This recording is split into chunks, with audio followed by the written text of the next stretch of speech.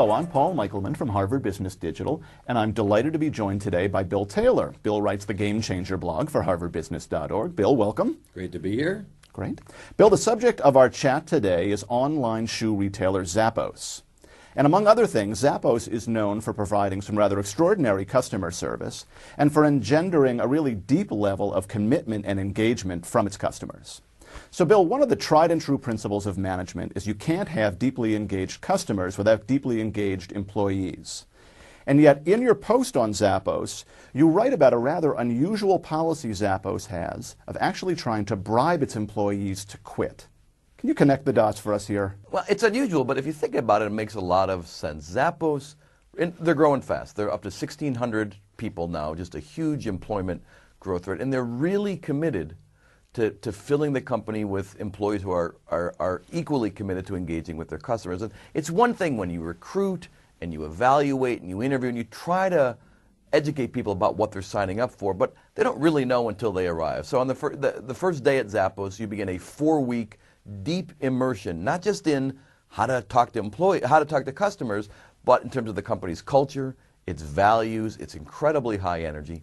And about a week into it, Zappos stops the training and says to everybody in the room, basically, we'll pay you for the time you've been here, and if you agree to quit today, we'll give you a $1,000 bonus, no questions asked. And the idea is to allow some number of people who are probably sitting in that room saying, my goodness, I kind of like it here, but I had no idea what I've signed up for, and I'm just not ready to step into the kind of intensity and energy that Zappos is expecting, and it gives people a low stress, low risk, and actually kind of rewarding way to opt out at that point. And about 10% of the new recruits to the call centers take them up on that deal. And Zappos thinks that's money very well spent because they're really trying to fill the organization with the cream of the crop. Not that there's anything somehow wrong with people who choose to leave, but it's simply not the right fit for them. And so rather than not trying to get people not to admit that, hey, it turns out this is more than I expected, they give them the opportunity without a lot of guilt and actually with a little change in their pocket to opt out. And it's worked very well for them. So it's really the first stage to developing the kind of engaged employees they need to be the breakthrough company that they are. Well, it's actually kind of the second stage because they really think hard and very creatively about the interview process. The Zappos job application is kind of entertaining. You begin with actually completing a crossword puzzle, believe it or not. And I don't think there's no great social science research behind it. It's just a signal to people that this is not your run-of-the-mill company kind of deal. They've got 10 very well-developed values. They ask questions that are probing quite specifically into, do the values of the people they're evaluating sync up with the values of the company itself? And I think they do a very careful and very creative job of doing that. But even with that, you're going to hire people, you're going to invite people in where the fit isn't quite right, and that's where the $1,000 bonus comes in. And by the way, it started at $100, then they raised it to $500, it's now $1,000, and as the company continues to grow, they're thinking of raising it again because they say, we're willing to spend. One of the things that happens as companies get bigger and bigger is that they tend to bland themselves out, and the hunger to just get more warm bodies in here because we have so much work to do overcomes the commitment to having only the right kind of people. And so one way to try to keep that quality up is to keep raising the size of the bonus.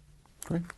So Zappos employees aren't just engaged, they're deeply empowered. And I think if I read between the lines of your post, one of the reasons they've been able to grow so successfully is they push so much responsibility to the front lines of their workforce. Quite right. How do they do that? Well, first of all, I'd say they're not just empowered, they're borderline insane. And I mean that only in the best sense of the word. I was out there a few weeks ago to sit down with the CEO, Tony Hsieh, and do a tour. And they have 1,500 vendors, and so the vendors are coming through, all the shoe companies, all the fashion companies, so they're coming through all the time. So they're very systematic even about giving a company tour, and I did the tour with the CEO, but other people do the tours, and they walk through the office with this giant flag, which is the tour flag, which lets you know that you're sitting in the various departments, a tour is coming through, and each department has its own crazy cheer, shish boom ba, or somebody rubs up with pom-poms, or they do clapping. It's really kind of a wild scene. And again, this is now with vendors and visitors, and they're trying as a group of individual people to make an impression on you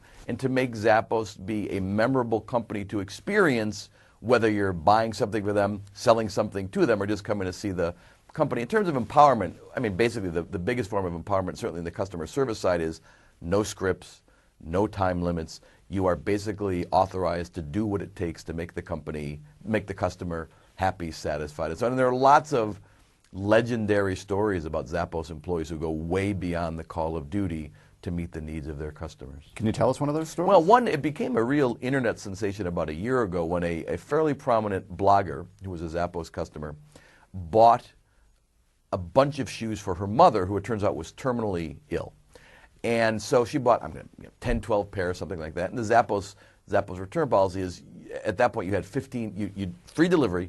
You have 15 days to figure out, do I really want the shoes? And if not, you've got to return them, free return as well. So the 15 days had passed, and she hadn't returned the shoes. And so she got a pretty standard email from somebody at Zappos saying, hey, it's been 15 days. Is there anything wrong, or are you planning to return the shoes? And she, after a long day at the hospital with her mother, she sent an email back saying, oh, I'm sorry, my mother is terminally ill. I'm going to try my best. And by the way, part of the deal is you've got to go to a UPS store to actually return the shoes. So Zappos emailed back at me and said, oh my goodness, we had no idea. We'll send a UPS truck to your house to pick up the shoes. We would never expect you to go anywhere. So they did that the next day.